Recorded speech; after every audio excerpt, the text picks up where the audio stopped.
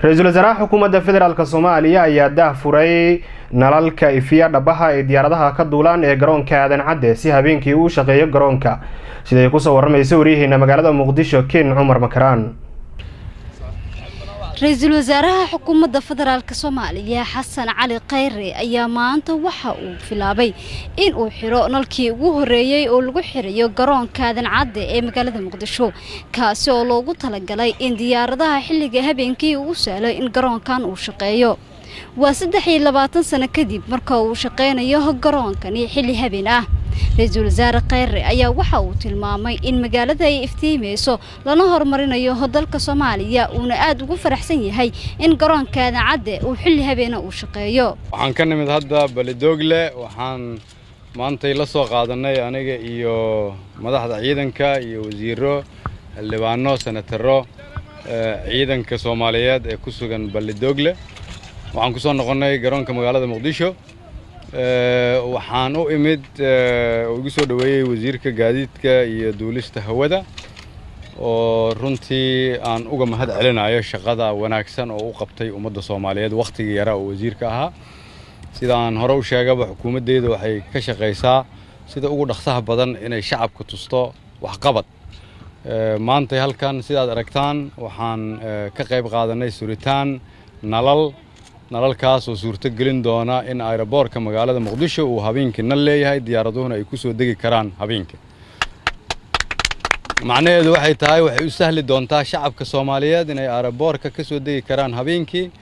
oo habeen iyo maalinba aeroboorku furnaan doono marka wasiirka iyo shaqaalaha aeroboortka ay dhameeyaan shaqada oo ugu badnaan qaadan doonta usbuuc meelahaas inta nalalka lagu dhameynayo laakiin sidaad aragtaanba waa la bilaabay way shidmeen way shaqeynayaan dadaal aan u galnay maalinta aan shaqada bilownay awgeed wasiirka iyo shaqaalihiisa aad hawshan uga shaqeeyay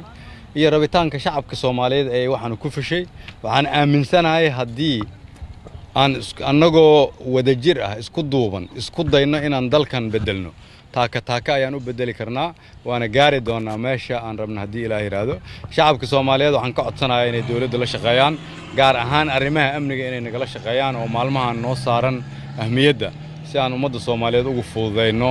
si ugu noolan lahaayeen sidii hore sibka dhib yar. wasiirka gaadiidka cirka iyo dhulka iyo duulista hawada Maxamed Cabdillaahi Omar ayaa waxa uu tilmaamay in wasaaradda in muddo ah ay qorsheynaysay nalalkaana ay dalbatay Aadan Cadde International Airport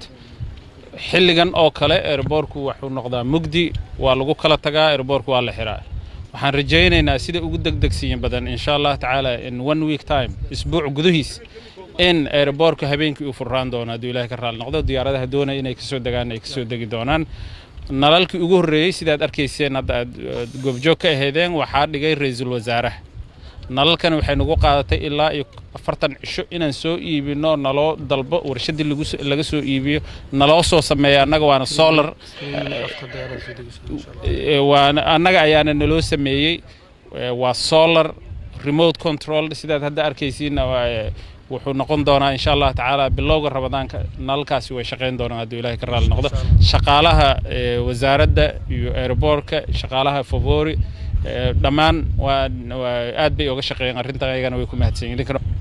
waa 23 sano kadib marka uu shaqeynayo xilli habeen ah garoonka Aadan Cadde ee magaalada Muqdisho tanina waxa ay rajo fiican ay gelinaysaa shacabka Soomaaliyeed